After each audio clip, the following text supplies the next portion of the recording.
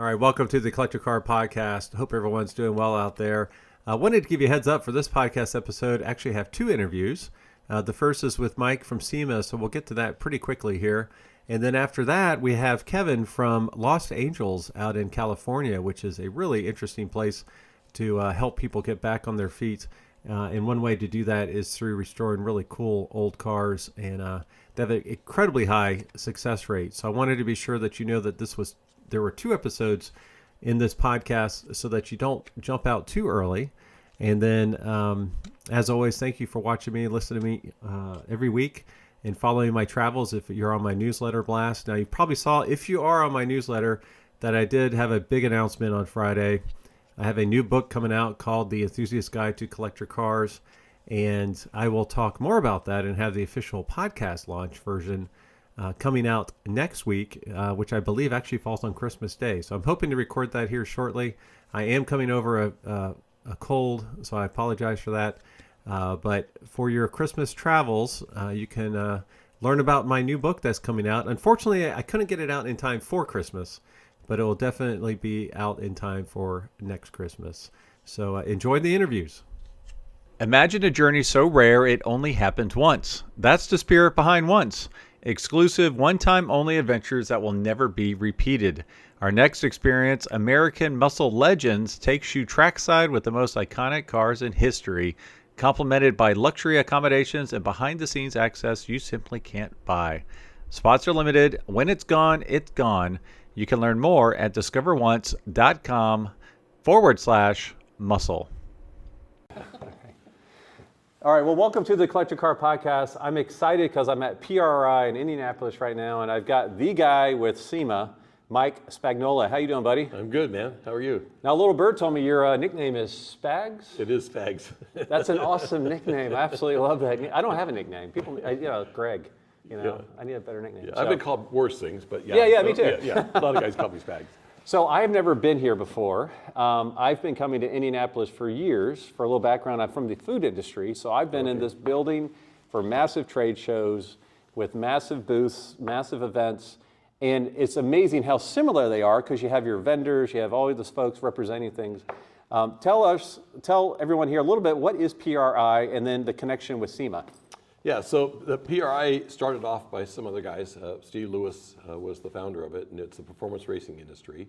And it really focused on just the racing industry, but not so much at the NASCAR, IndyCar, Formula One level, more at the weekend warrior, grassroots, and even some of the even though the upper echelon, I guess, could be said, in sprint car racing and those sorts of things, but it was really meant for the hardcore racer that really just enjoyed the sport. And everything from manufacturing to the track owners to those who drove the cars, just the whole industry. And it really just specialized on that. Where SEMA is a lot more, it's got racing, but it's got all sorts of other things. It's got street trucks and custom cars and all that sort of thing. So this show really focuses on the hardcore racer. Yeah, I have been to SEMA before, and that's where, I don't know what the stats are, but if you walk around for one day, or to see all of it, it's like 15 miles or something crazy, right? It's really... It's actually 32 miles. Oh, I'm sorry, 32. Yeah. Well, I'm lazy, I guess. Yeah. But yeah, so that is just absolutely outstanding. So I was excited to come to this and check this out, and I really love what you said about grassroots. I think a lot of folks realize, the perception is racing is so expensive, the engines are so expensive. But as I walk around, I see a lot of grassroots stuff. I see some small stuff. I see some dirt track stuff. I see some go-karts. I see all sorts of stuff. So are you still seeing like an entry-level enthusiast having a place in the industry?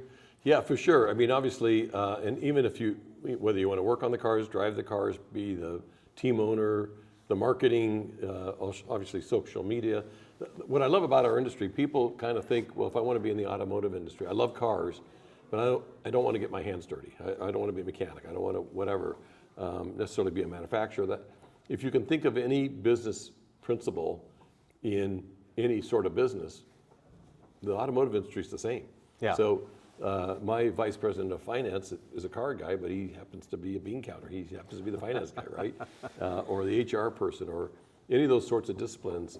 Obviously, social media is big now, and the ability to be able to take shots and put them on social media. So a lot of interest in that area in marketing.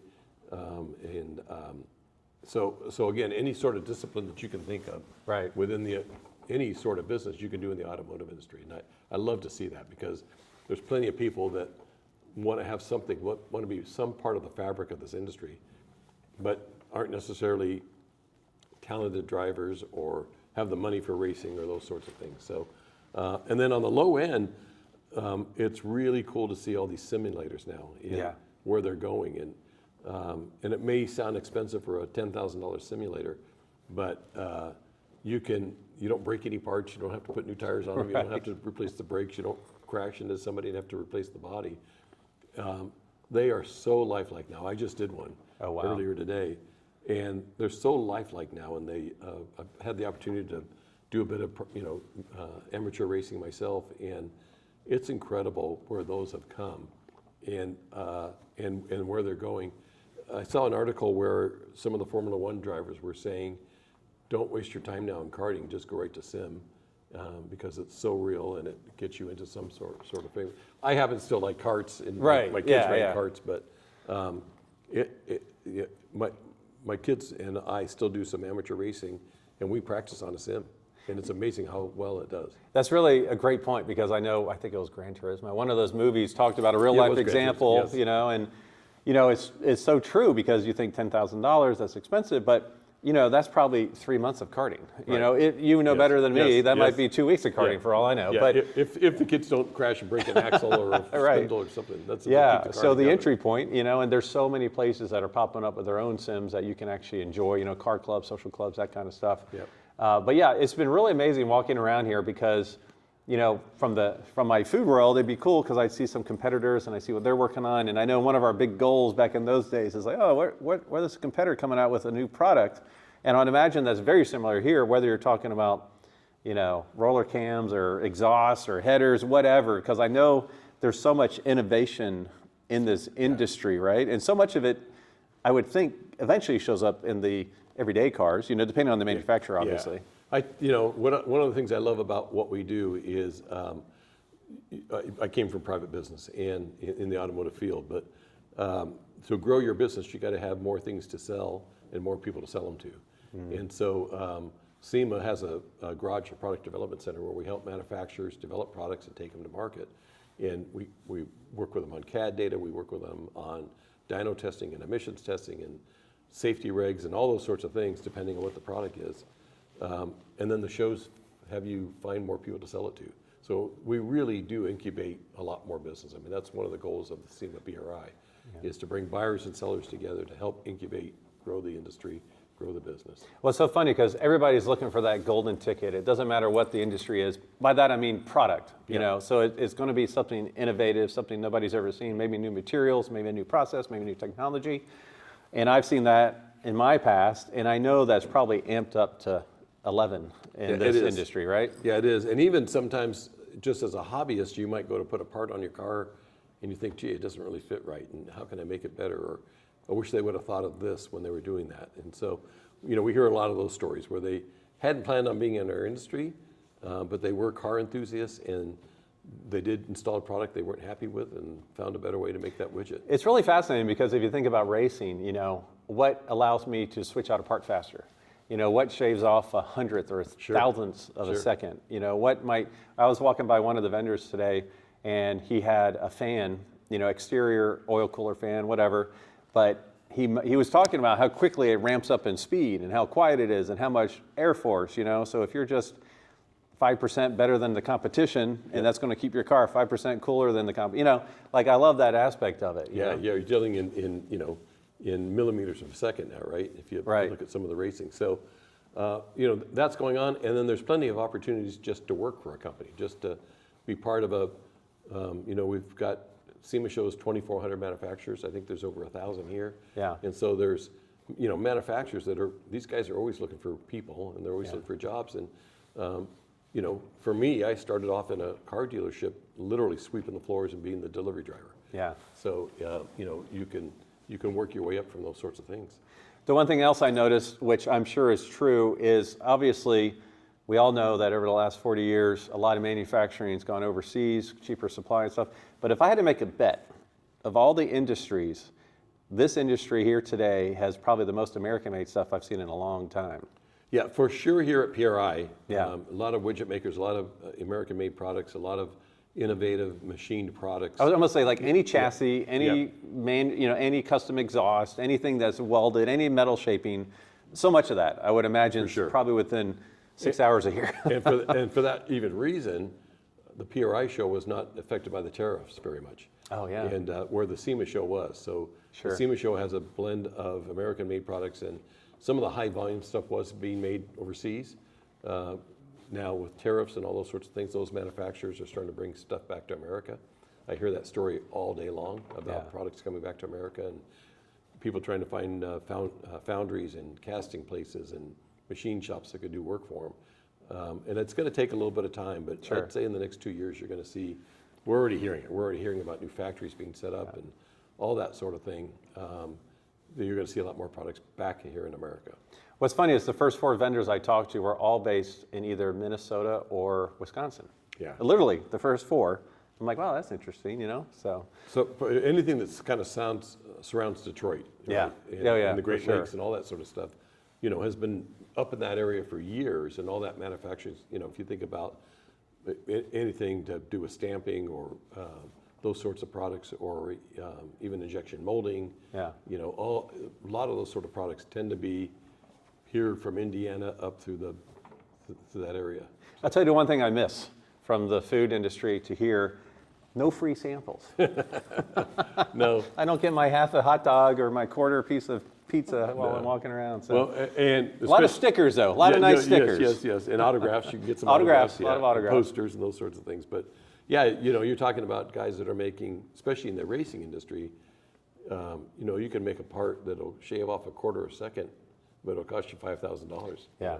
So a lot of expensive products here. For sure. Oh, absolutely, yeah. Yeah, it runs the gamut. But Well, one thing I do want to touch base on, before we end this interview is the next generation of enthusiasts. So I just recently launched a book called the Enthusiast Guide to Collector Cars, and the whole goal is to give like a guidebook for that next generation who might say, hey, that's a cool looking thing. Oh, it's a Ferrari. Well, that's cool. Well, how about, a brass air car? Or what about, Yeah. And one thing I loved about PRI, as soon as I walked in, you had, what was it called? Young Hot Rodders of America. Tomorrow. Yep. Hot Rodders of Tomorrow. Hot Rodders of Tomorrow, where they're tearing down engines and rebuilding them as a contest, right? Right. Tell me about that. Yeah, so we support Hot Rodders of Tomorrow. We also support Formula SAE, which is more at the college level. This is more at the high school level, where they teach auto shop and they teach how to tear down an engine, but they also teach you how to put it back together. And they have a contest of how quickly you can put an engine back together. And it's got to be able to work. Yeah. And so I could tear any engine apart. Yeah, there's no problem with that. So it's really cool to teach them all that and what that looks like and how that looks. We spend a lot of money with all the next generation. We have scholarship programs through SEMA. We have this Hot Rodders Tomorrow. We have Formula SAE, which is more college student age, where they build a small Formula car or a Baja car, and they actually go out and race it and compete right across America. And then we'll do job fairs with all of them to talk about opportunities. I love talking to engineers, especially that are coming out of their senior year in college, and you can talk about going to work for. I mean, obviously, if they're coming to our show or being part of us, they're car enthusiasts to begin with, right? Yeah. But you can go to work for Boeing or someplace and work on a hinge for 2 years, right? Or you can come to work for SEMA or PRI or one of our companies, and you could be building a supercharger. The next new supercharger. So, we love bringing students in. I got kind of a breakthrough through a scholarship program in the automotive field, and we're very passionate about bringing the next generations of enthusiasts up and fitting them somewhere within the industry and talking about all the different types of jobs within the industry that you can take. Yeah, that's really, really cool, because as I walked around, I saw like Ivy Tech was there, and they had their booth set up, and I'm like, well, I got to get their cards, And as I walked around, I saw this amazing, I don't remember the color, it was some sort of Porsche blue. I should know this because I like Porsche, but it was a Camaro that this local college put together. Wow. Well, not local, but out in California.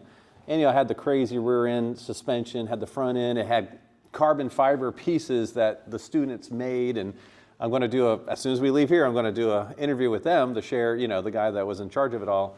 just to share the fact that you have 15, 16-year-old kids building carbon fiber parts for a 67 Camaro. I just thought that was the coolest thing in the world. And if you can't tell based on what I'm wearing, I like blue. So the fact that it was also blue, I'm like, man, I stopped because I'm like, what do I need to do to put that in my garage? Because I had a gorgeous white interior, just really, really well done. And I was excited to see it. Yeah, today, I mean, you can scan anything. We have 3D scanners. We have them in both our SEMA garages, West Coast and East Coast, where if your eye can see it, you can scan it. So I could scan anything and put it into CAD, model it, look at it from every single angle, and then change the height of it or change anything on it, all in the computer, all in CAD. So, for example, if you wanted to change the front suspension on a new Mustang, all you do is scan that suspension, you get it into modeling, into CAD, you change it to whatever, lower the spindle to make the car lower, or whatever you might want to do, and then push it off to the 3D printer, 3D print it. That's amazing. Test it on the vehicle, and when you're scanning, it's good to down to a thousandth of an inch. I mean, a hair on your head. Yeah. That's how accurate it is, and you can create products that way, and we can actually test 3D printed products for all sorts of things. So that's where it's come. It's become, but it's allowed a lot more creativity. It's allowed products to get a lot better. The tolerances are getting better, and just there's so many crazy builds and crazy vehicles out there. Every year at the SEMA show, we have this battle of the builders, and I love that. Every year when I think it just can't get better, somebody comes up with something that's like, it's just unbelievable how the attention to detail and the things going on and creativity that happens. And I can be a little bit of an amateur mechanic, but these guys are just off the hook. I'm waiting for someone to roll out with like a brass era battle of the builders. Like just get away from the hot rod for a second and just do something nobody's done yet, So I have two more questions for you. First, for looking into 2000, we're at the end of 2025. What makes you the most excited for SEMA or for PRI, either one, about 2026? I think the market's continuing to grow. We did an economic impact report. We're a $337 billion a year industry, 1.1 million American jobs. But that watching the trends and watching how they change, right? I mean, my dad aspired to have a 32 Model A or a Packard or something with a brass. Absolutely. Right. Yeah. And then my generation was muscle car. Yeah. I wasn't a muscle car guy, but my generation was. Then it became matching numbers muscle car. Then it became resto mod. Yeah. So watching those trends, watching the truck market come around and the off-road market and all that creativity that goes on there and overlanding and all that, and now the whole JDM thing. And Japanese cars and JDM and and that next generation and drift and all those sorts of things. So it's just watching all of that continue to expand and grow. And you've got to expand and grow and go with that. We do. Absolutely. And we have to understand that some pieces of the show floor are shrinking, and some of the pieces of the show floor are just expanding. And how do we fuel that? How do we fertilize that and put water on it and watch it grow and help the next generation of builders come in and creativity guys that want to manufacture parts and all that. So I just see it continue to grow. And I there's stories out there about there's no youth coming into this industry and nobody wants to take auto shop anymore.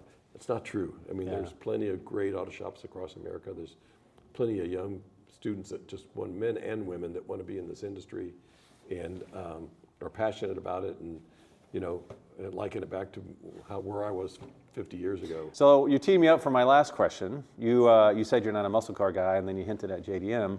Tell us, what is in your garage, or what's your passion when it comes to classic car collector cars? Yeah, so my very first job was working at a Datsun dealership, literally sweeping the floors and as a parts delivery driver. And then I raced Datsuns in the 70s. So a Datsun has an LS engine. A Datsun 510 has an LS engine. What's your response?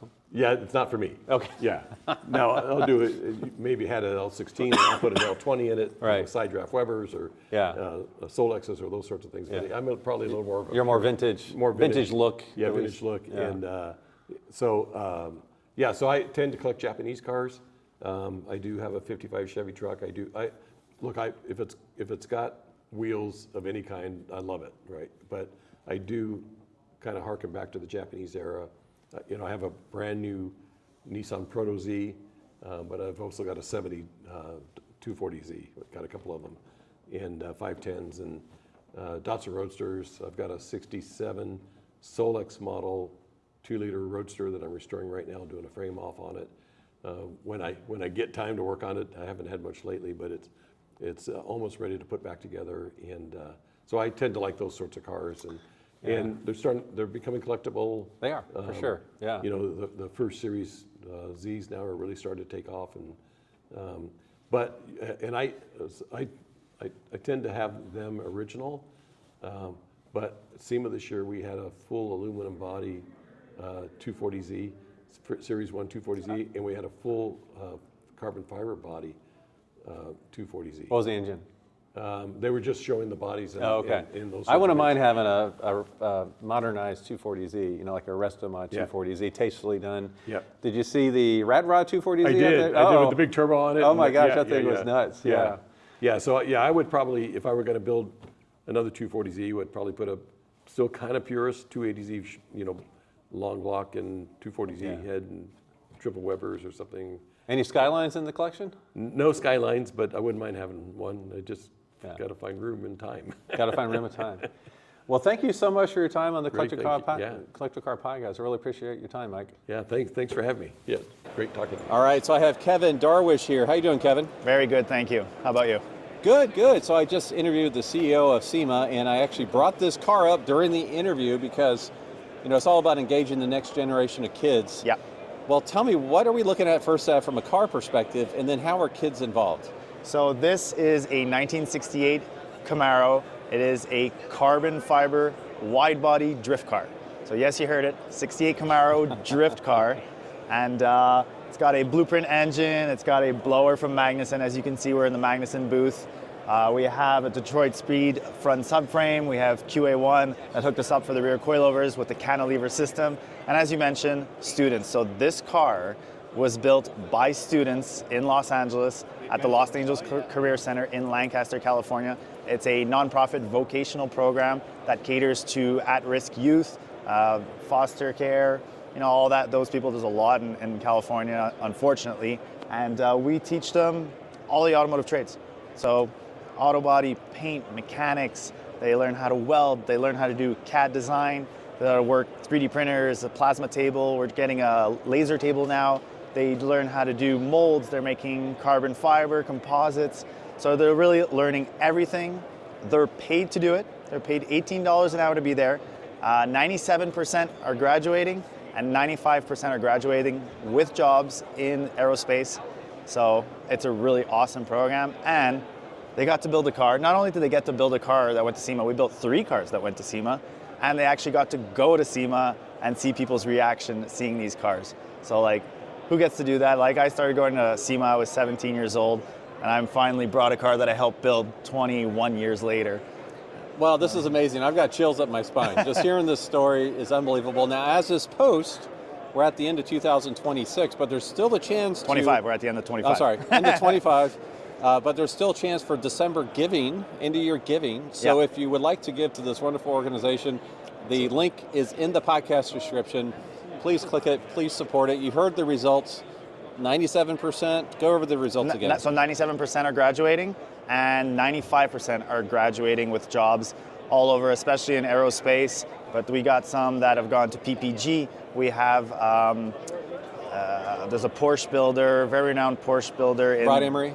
Rod Emery. Yep. So he hired 3 students from one of the previous semesters, relocated them to LA, and he's super happy, and he's saying such good things about the program. We're actually working with Willow Springs. Willow Springs has a new ownership, and they were fully renovated. We take care of all their merch. We made all the t-shirts and everything, and we're going to be doing a lot more collaboration. This thing is going to be drifting at Willow Springs pretty shortly, hopefully. So after this event, we're just going to tow it right back to LA and get it on the track. Well, that's amazing. So if you want your donation dollars to go to a worthy car-related, young enthusiast-related organization, this is where to go. So, all right, well, tell us a little bit more about the car.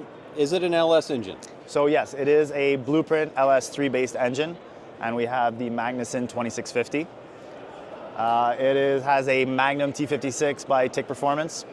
So front subframe, as I mentioned, is Detroit Speed, though we do have an angle kit from Just Engineering that's going to be added to this vehicle. We actually got it just a couple of days before we had to ship the car here, so we didn't get to install it. But yeah, the angle on these old muscle cars is not sufficient for drifting. So what kind of horsepower is it pushing out? So it's not tuned yet, but with the motor and the blower that we're running, I was talking with the tuner. He was actually here yesterday fine-tuning the idle, because there's a lot of air going in with those dual throttle bodies.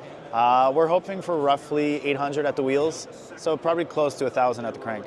Now, please educate me. For drifting, do you have to change the camber on some of the wheels, depending on what direction? With the past years, like the advancements and everything, we have angle kits in the front, we have grip kits in the rear. A lot of people think, drifting, you want it loose, you want it to spin, and it is totally not the mentality. We actually want grip. We always want to be at that fine line of the tires are spinning, but they're sticking, because that's what will give us speed when we're drifting. But and the angle kit is to make it turn sharper than it would have turned from the factory? Correct. So, factory have like 40 degrees. I'm not sure the Camaro what it is, but we'll go get like 70, 75 degrees of angle, and that'll just give you more angle as you're drifting, get more sideways, more of like a wow factor, more of the show. But as you mentioned, camber, we do run a decent amount of camber, because on a regular vehicle, when you're driving in a straight line, your wheels are straight. But if you crank your wheels all the way to one side, you'll actually have camber. Positive camber. So what we do is we add negative camber. So when we are at full crank, we actually have a flat contact patch with the tires. Okay. So that's why we have camber in the front. So I remember when I was here earlier, walk me through what the car looked like before. Obviously we see what it is now, but you mentioned how the students actually made the fiberglass panels. So let's review that a little bit. Carbon fiber panels. So AMD supplied us with all the replacement body panels. So hood, fenders, doors, trunk, and everything. So the front fenders and the rear fenders are widened, I think 4 inches on each side. And then what they did is for the front fenders, once they extended them out of steel, they made molds in the composite slab. They made molds out of fiberglass to then make replacement pieces in carbon fiber. Now I know they're painted because that's how the look we wanted to go, but if I could pop the hood, and you could see on the inside that we left some exposed carbon so you could actually see. Can I get this? Oh, there you go. You could see on the inside, it's a bit dark here, I could maybe turn on a flashlight. So it's the raw carbon? Yeah, you see the carbon on the fenders. And I gotta say, these stock fenders are really heavy, and these carbon fiber fenders probably weigh like 6 pounds, 7 pounds. Wow, yeah. So same thing for the hood. Once we modified the hood to clear the Magnuson blower, we made a mold of it, made it out of carbon fiber. And then everything that's like the front splitter, the spats, the side skirts, you can't really see now, but it has a huge, beautiful rear diffuser. Okay, yep. We designed that the students designed it in CAD. They 3D printed them, they body worked them smooth, and then they made molds out of the 3D printed pieces to then remake them in carbon fiber. And as crazy as it sounds, to make all these pieces on the car, there was 93 molds. 93, well, I don't know, that is a lot. I'm like, all right, there's one. A lot of the pieces is actually two pieces, because they'll make the top and the bottom, and then they have to fuse them together. Then you got the right and the left. Yeah, right and left. Well, like just the front fender had multiple pieces to the molds. I think it's like 5 or 6 pieces just for the front fender. So who picked this car? Was it a donation, hopefully a 6-cylinder donation car? So it's actually a funny story. So I met the founder and CEO of the Los Angeles Career Center. His name is Aaron Valencia. And I met him last year, not long after the last round of Formula Drift in Irwindale Speedway, which, by the way, shut down, unfortunately. But I went to meet them down there, and we really clicked. We vibed really well together. And I told him he should come out to SEMA, and I could introduce him to brands and hopefully get some partners or sponsorships for the school. And when we got to SEMA, he's like, I have a 68 Camaro that's just sitting in the back. It's pretty rough. For a California car, I'm not sure if it came from California, but it had some rust. It had some rust here and there. Now, me coming from Montreal, Canada, I found the car was perfect. Sure. We're coming above the rust belt. I'm coming from above the rust belt. But yeah, so it was a rough car. It had a Blueprint 383 stroker that had been given to us previous years by Blueprint. And he pitched it to me. He's like, what if we could build like a carbon wide body drift car so you could drift it, and we have a cool project to show off at SEMA. I'm like, you had me at let's build a car. Yeah. I don't care. Whatever. That's great. So it was actually already in the program. I was already at the school. So I think it was fitting. And oddly enough, my father has a 67 Camaro that we've been restoring for a decent amount of years. So it hit close to home. Now walk me through the suspension setup in back. Yeah. So the interior, was this all chosen by the students or was this by you? Or? Yes. No. So that was chosen by the students. They actually were doing a police truck with the Lancaster PD, and they did a cantilever suspension. Okay. They cut everything on the plasma table that they had. They designed everything in CAD, and they decided, hey, let's carry this on to the Camaro. It looks awesome. Also gives clearance for these huge 19 by 12 Motegi wheels. 335? 325. 325. Okay. Yeah. So doing the cantilever suspension inside gives us more clearance for the wider wheels. So that was a big plus. Plus, it looks so cool. And the fact that the GTD has that, the new one has it. Exactly. Everybody's kind of, we were actually inspired for this car by Von Gittin Jr. from RTR.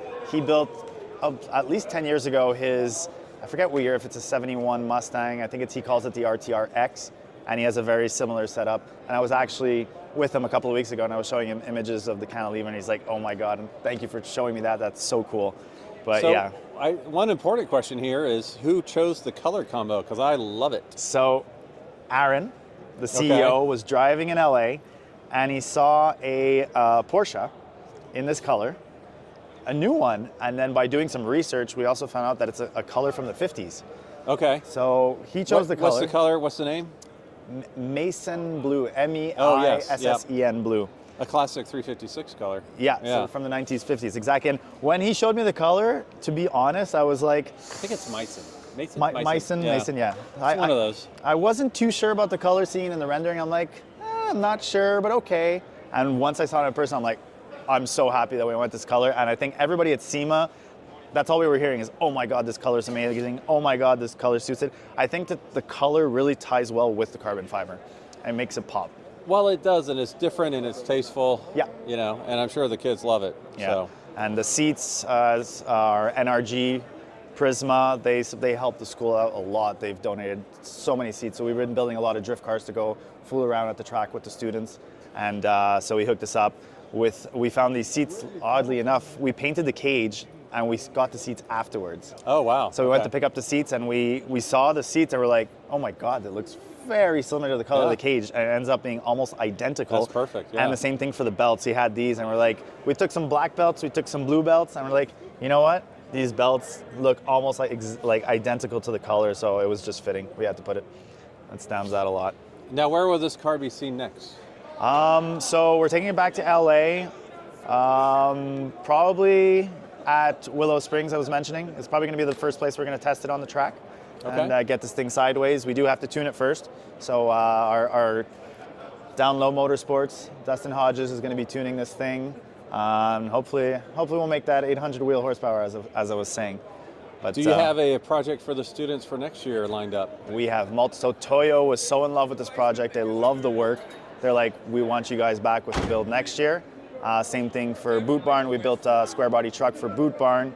And Hawks. For Boot Barn? Boot Barn. So Boot Barn has another brand called Hawks. Okay. Hawks Workwear. So they make all work clothes, mechanic clothes, and everything. So they're to push their brand a bit more. We did a build with the Lost Angels, and it was a huge success. They actually went out to Utah with some of the students, and they were ripping the truck in the desert, having some trophy trucks jump over it. It's a really cool project. So they were super ecstatic about the project, and they're like, us too. Let's do something different. I think they want to get into motorsports, maybe drifting. So we're in that's why we're here this week, and we're going to try and decide on some projects. We're going to see we have a couple of cars at the shop.